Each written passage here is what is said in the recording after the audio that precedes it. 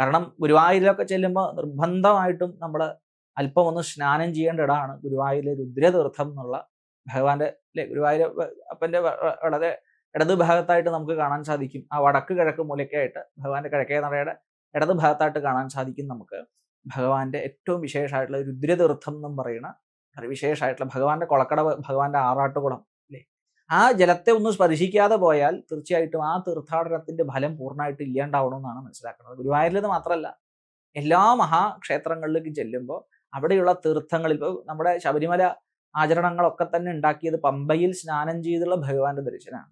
മൂകാംബികയിലേക്ക് ചെല്ലുമ്പോൾ ഇന്നിപ്പോൾ നമുക്ക് സൗകര്യങ്ങളൊക്കെ കുറവായതുകൊണ്ടാവാം, എങ്കിലും ഒരു സൗപർണിക സ്നാനവും കൂടെ ചെയ്യുമ്പോഴാണ്, അല്ലെങ്കിൽ സൗപർണികയുടെ ഒരു സ്പർശവും കൂടെ ഏൽക്കുമ്പോഴേ ആ മൂകാംബിക ദർശനത്തിന്റെ പ്രാധാന്യവും അനുഗ്രഹവും വർദ്ധിക്കുള്ളൂ.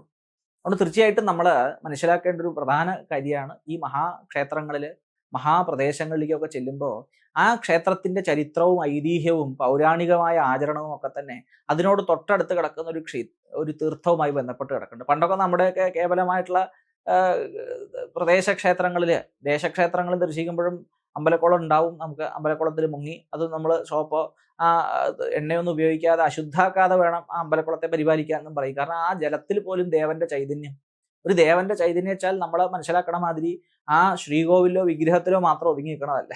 ആ ക്ഷേത്രാന്തരീക്ഷം മുഴുവൻ ദേവതയുടെ ശരീരമാണ്. ഇതം ശരീരം കൗന്ദേയ ക്ഷേത്രമിത്യവിധീയത. ഈ ശരീരം ദേവന്റെ ആലയം എന്ന പോലെ ക്ഷേത്രം എന്നുള്ള ആലയം മുഴുവൻ, ക്ഷേത്രക്കുളവും ഭഗവാന്റെ അഗ്രശാലയും ആ ഭഗവാന്റെ വലിയമ്പലവും നാലമ്പലവും ആ മതിൽക്കെട്ടുകളൊക്കെ ദേവന്റെ ശരീരമായിട്ട് വ്യാപകമായിരിക്കുകയാണ്. അപ്പൊ എവിടെ ചെന്നാലും നമ്മൾ ആ പുണ്യത്തെ സംശീകരിക്കുകയാണ് തീർച്ചയായും. അപ്പോൾ ഗുരുവായൂരിലൊക്കെ ചെല്ലുമ്പോൾ, പ്രത്യേകിച്ച് നമ്മളെ കേരളം വിട്ടുള്ള പ്രദേശങ്ങളിലേക്കൊക്കെ ചെല്ലുമ്പോൾ അവര്, പ്രത്യേകിച്ച് അവിടെ നിന്നുള്ള തീർത്ഥാടകർ കേരളത്തേക്ക് വരുമ്പോൾ ശ്രദ്ധിച്ചിട്ടുണ്ട് അല്ലേ, അവർ ആ പുണ്യതീർത്ഥത്തിൽ ചെന്ന് ഒന്ന് കൈകാലുകളൊക്കെ ഒന്ന് ആചമിച്ച് പരിശുദ്ധാക്കിയിട്ടേ ആ ദേവനെ ദർശിക്കുള്ളൂ. തീർച്ചയായിട്ടും നമ്മളും ഈ പാഠം ഒന്ന് പഠിക്കണം.